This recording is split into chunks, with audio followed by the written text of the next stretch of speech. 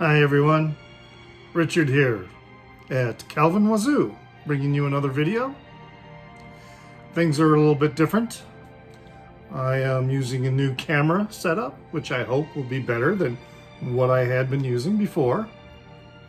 Also got some background music, listening to a CD, so it's Underworld, Buku Fish, fantastic stuff. I think you can find it on vinyl, and it was released in, my old man eyes, 1998. But anyway, that's not what I'm going to be doing today. Today is Vinyl Tag, a new edition of Vinyl Tag that I saw in the VC community. So I've got my list of questions, and a couple of the questions I wasn't really able to respond to. So I am going to change the question to make it more suitable, but I've been able to pretty much answer them all.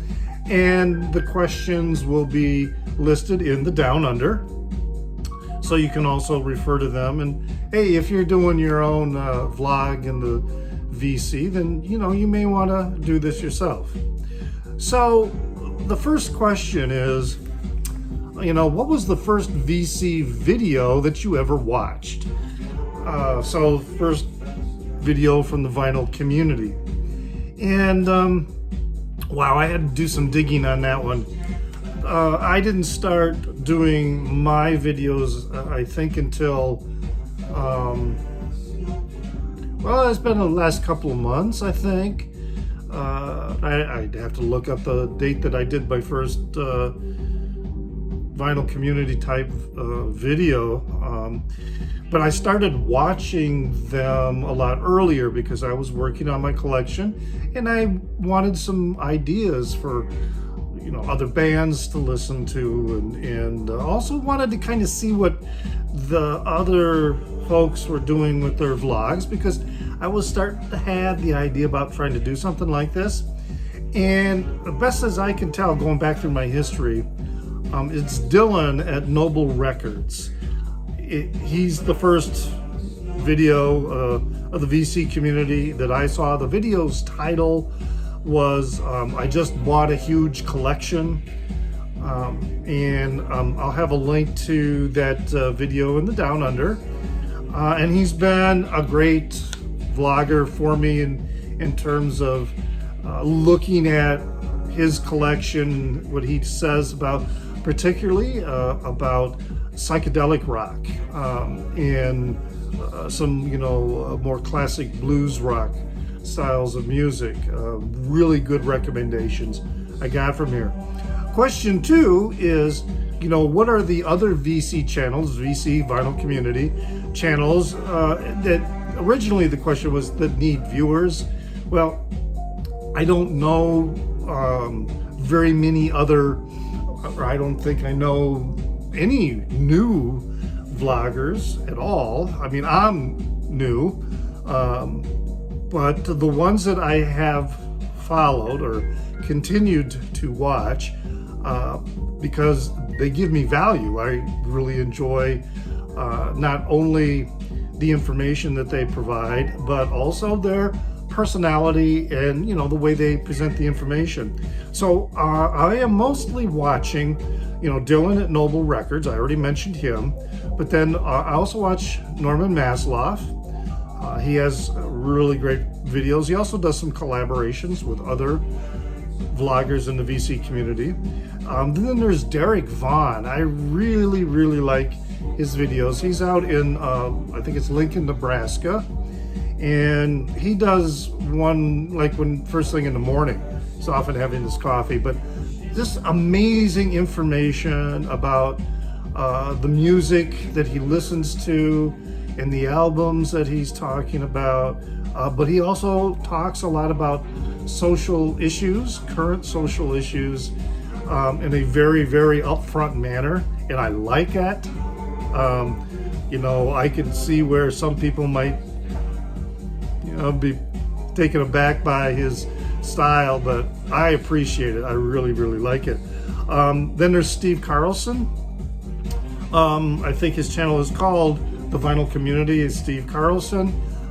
He's someone from Michigan who actually lives in the area of Michigan where I come from. And he recently, there was a huge flood there because a couple dams broke. And he lost his entire collection. Well, not all his collection. He said he was able to salvage some, but he lost a lot of his collection. But because of his connections in the vinyl community, there were so many great people that helped him out. You should check his channel out and see what he gets at. I also like the channel, a couple channels by Anthony Fantano, particularly the Needle Drop. And there's another one, I think it's just called Anthony Fantano. What he brings to his discussion about records, different albums and artists, he really, really knows what he's talking about. And he also can be very, very critical of a band or a particular song or particular release, but he can do it in a way that is really very constructive and not really, just trashing a release or an artist for doing something or whatever. He does it in a very direct and honest but very constructive way. Love his channel. Bob Bradley is another one. He's a musician, so he brings a lot of his knowledge as a musician into his discussion of the records that he talks about, and he certainly has a very eclectic collection. By the way, Derek Vaughn also is a musician and is in the process of recording a new, he's doing some kind of new gig with some other people that I think is, going to get produced. Then another one I would recommend is a channel called Deep Cuts, hosted by a fellow, English fellow by the name of Oliver. That's been a great channel because he does these series where he talks about different genres, whether it might be prog rock or folk rock or black metal. He'll have 5 albums that he will recommend as solid representatives of these genres for you to investigate if you want to consider them more. So those are all great videos, channels that you ought to check out. Next question is, what other hobbies besides vinyl collecting do I have? Well, as you can see behind me, I've got my vinyl collection, but you can also see this bookshelf here. I'm a big collector of books. In fact, I'll just give you a quick tour of the books, some of the books I have. So up here you can see I've got a collection of first editions of Carlos Castaneda, some other, on this shelf it's mostly first editions or collectible editions of, or signed copies of various books I have. Willa Cather, some other books here. This right here is the Patronus, by Patronus, the Satyricon, but it's a translation by Oscar Wilde. So that's really cool. Some more down here. This series, the Lanny Budd series by Upton Sinclair. So definitely a lot of books. These are fiction. Some of them are first editions. I have a couple William Burroughs first editions, one of which was signed by him. Agatha Christie.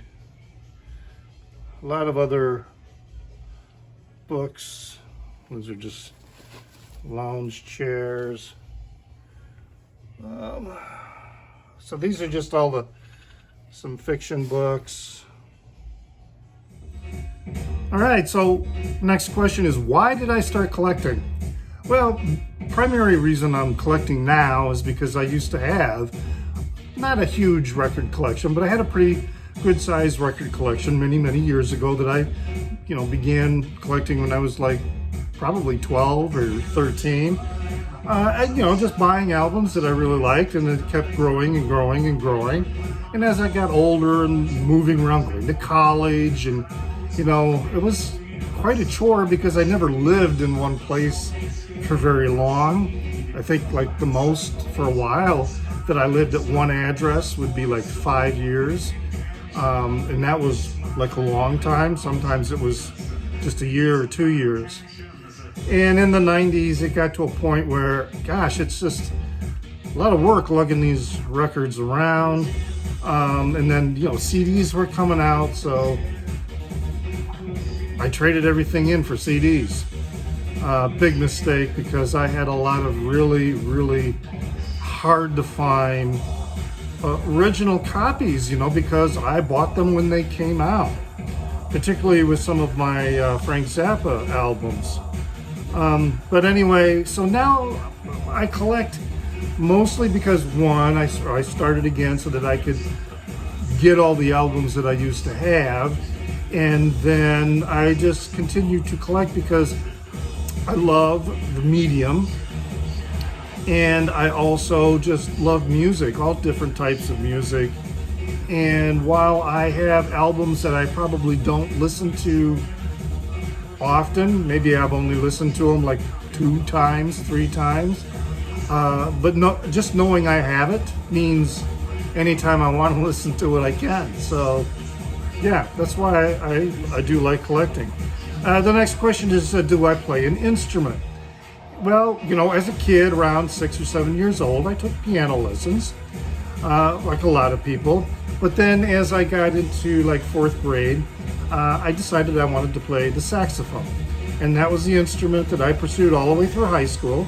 I got reasonably good at playing. I didn't play anymore after high school.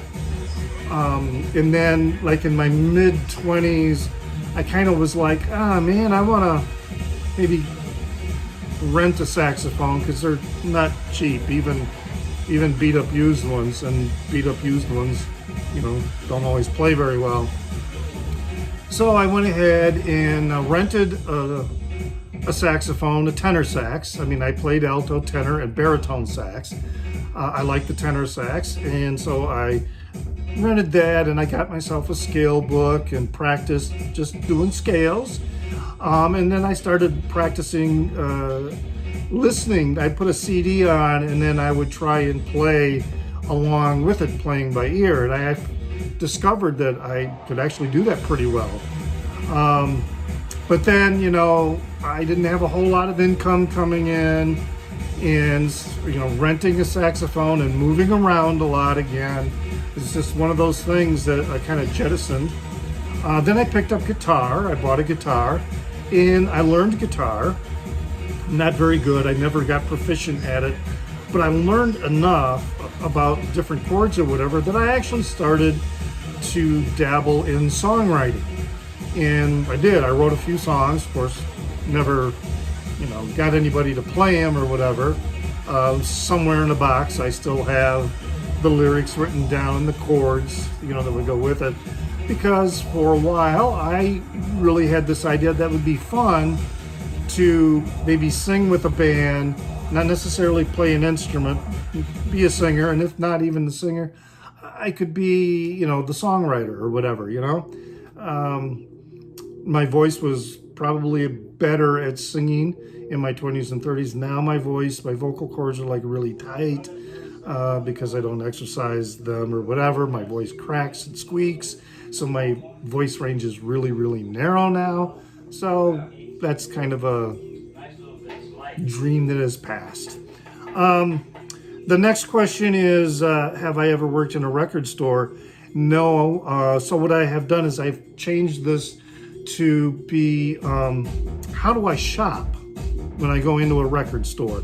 So just quickly, one of the first things I do, and I visit a lot of record stores, especially, before we were all in shelter in place and I was traveling for work, I would make it a point to find record stores in the city I was visiting for work.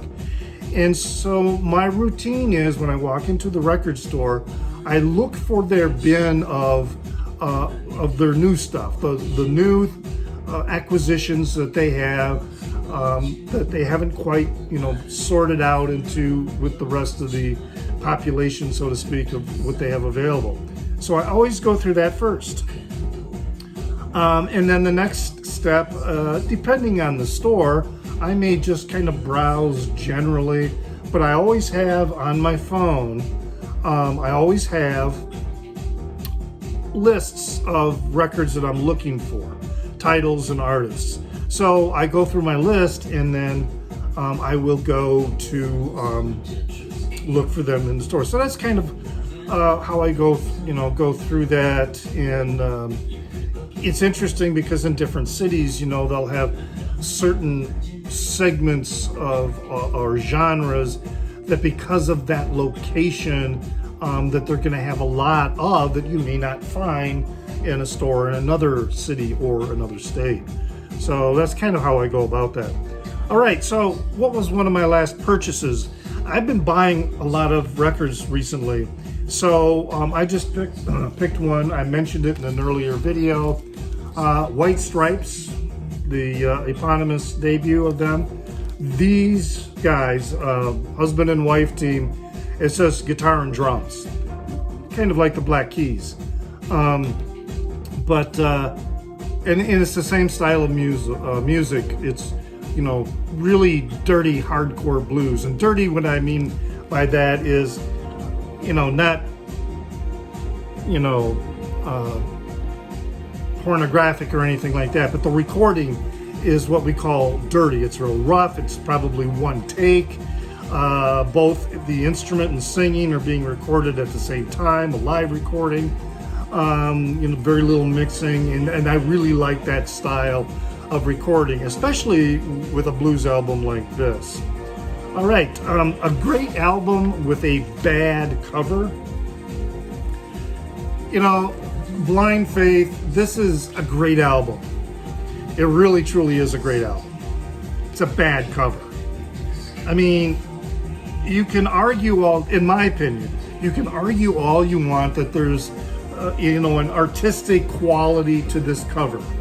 All right, but the bottom line is, it's a photo of an underage girl, bearing her breasts on the cover.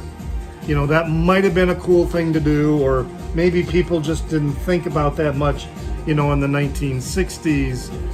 But to me, it's very exploitative and not at all in good taste. So I think it's a bad cover. Great album though. And it's different, let's say, from the cover of Houses of the Holy, Led Zeppelin's Houses of the Holy, where that photo, the photo for that album cover, there was a lot more thought and creative energy going into that photo, and to me it does kind of fall under art, whereas the Blind Faith cover to me it's bad taste. All right, next one is something I wish I had an original copy of.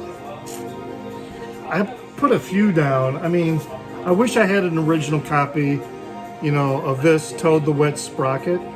I have it on CD, but I've gone looking for it, and oh my God, so expensive.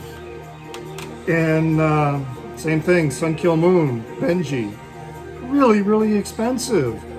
I've been watching this for a long time. The price is kind of coming down, but man, it's just, I don't have money for an album, I don't want it that bad.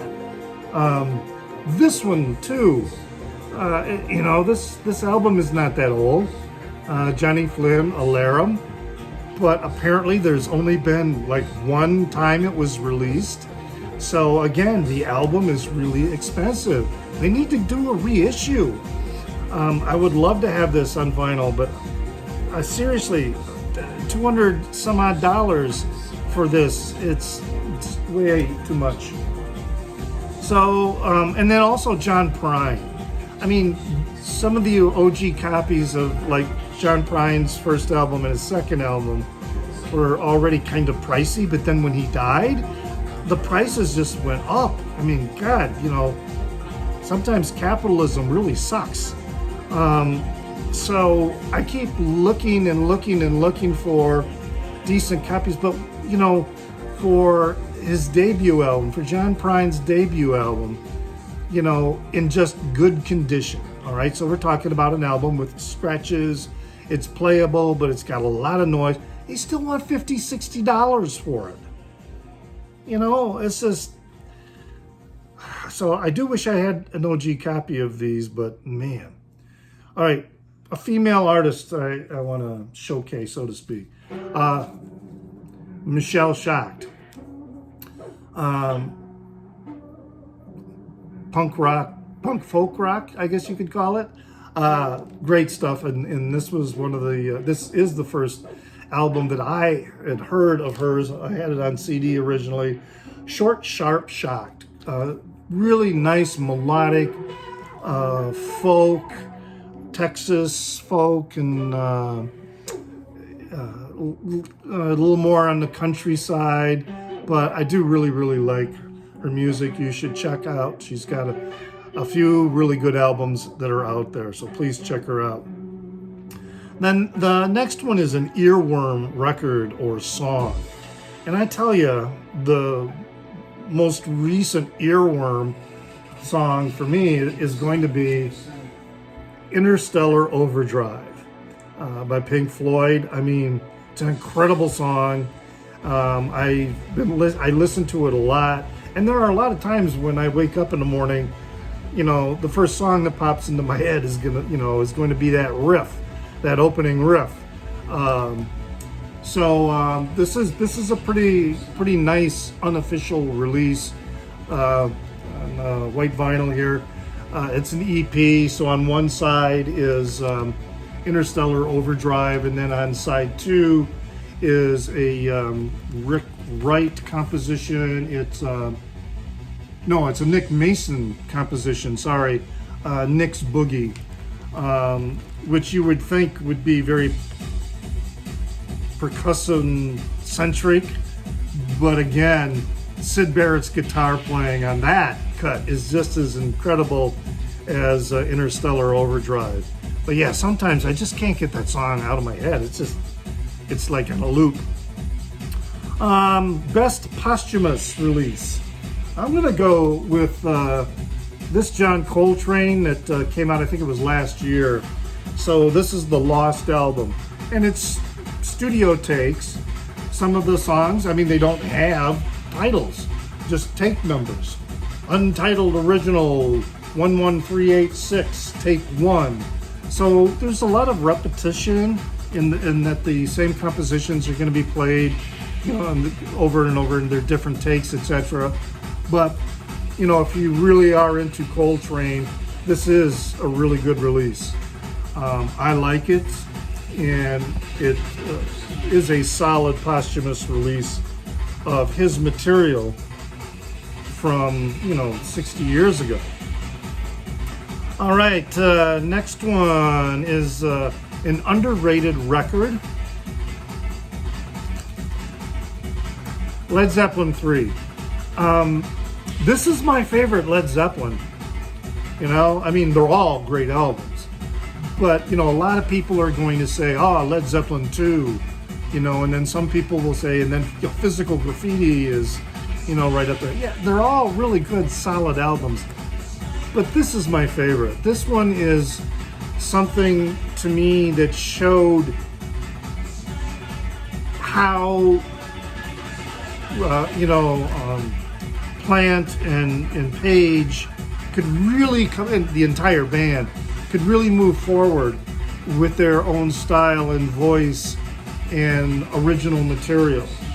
So, and I bought it, the first time I had it. I bought it when it first came out, so it's kind of a special record to me, and I certainly think it's underrated when people are talking about Led Zeppelin recordings. Records that I impulsively collect. Well, my Frank Zappa collection is, something that I'm trying to be a completist, so, it's not huge, but it takes up almost 2 cubicles just for Frank Zappa, and that's just the LPs because he has so much material that was released only on CD. But somebody else that I found myself rapidly collecting. When I first heard this, I was like, blew my mind. This is The Residents. This is the album Eskimo. And now I have probably 90% of all their official releases. They have a lot of other compilations that I'm still doing or trying to find. And I pretty much collected them all in within a year. So yeah, I was pretty fast on that one. A double record I want to share. This is Don Caballero 2. Great double record. It's completely instrumental. There's no vocals. They are what is called math rock. Very rhythmic, but very complex rhythms. And also it's kind of heavy. A lot of fuzz and distortion with a lot of the guitars. But then there's also some very clear parts with the guitars. Don Caballero, if you are into the middle years of King Crimson, certainly if you have heard of and like Slint, Don Caballero is someone you should look into. All right, Rainy Day record. Well, there's actually a couple. Joe Walsh to me is just a wonderful rainy day record. This one here, they're wonderful records, anytime, but they're really nice rainy day records too. Barnstorm also. Just because, Joe Walsh tends to write a lot of songs that talk about memories and family, mom and dad and growing up. And that kind of reminiscence, I do really, really like. Plus, he's just an awesome guitar player. Artists that I've met. Well, I did meet Kim Wilson of the Fabulous Thunderbirds when he was touring solo. I saw him in this little tiny bar in West Michigan one time. So he signed my Thunderbirds CD. I've met B.B. King. Interviewed him backstage at a concert because the newspaper I was working for, and I brought this in so that he could sign that. It's his autobiography. And then, but probably more legitimate to this one is Thurston Moore, of Sonic Youth. So Thurston signed this one,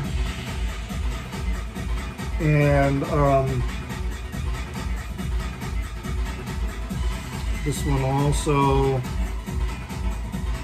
The other signature, I'm just having an old man's moment, is the drummer.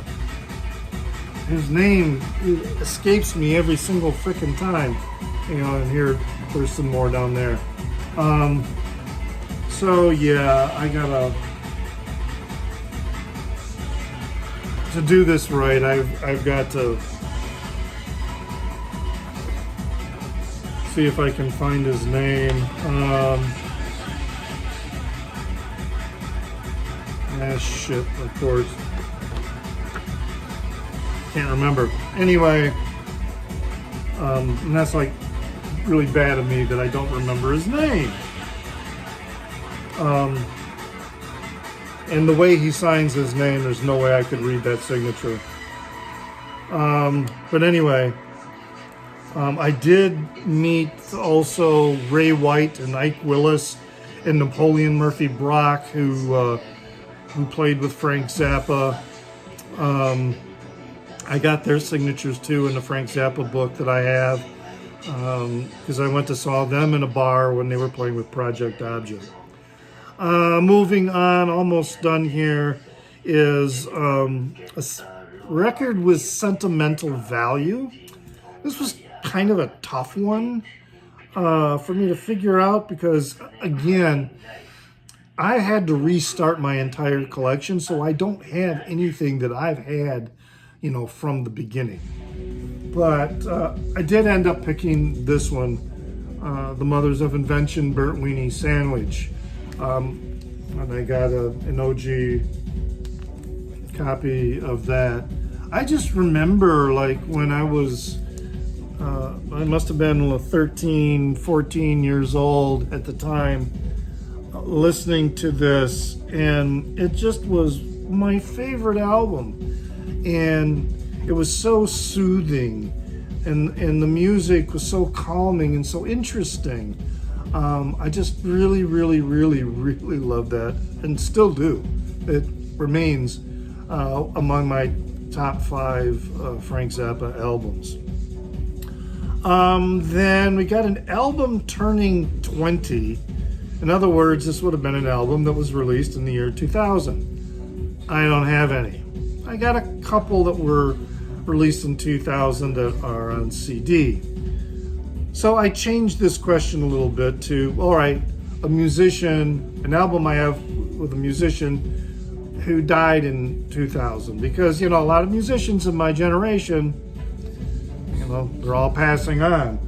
And so I looked up and found David Brown, who I believe he died in October of 2000. And he was a bass player for Santana.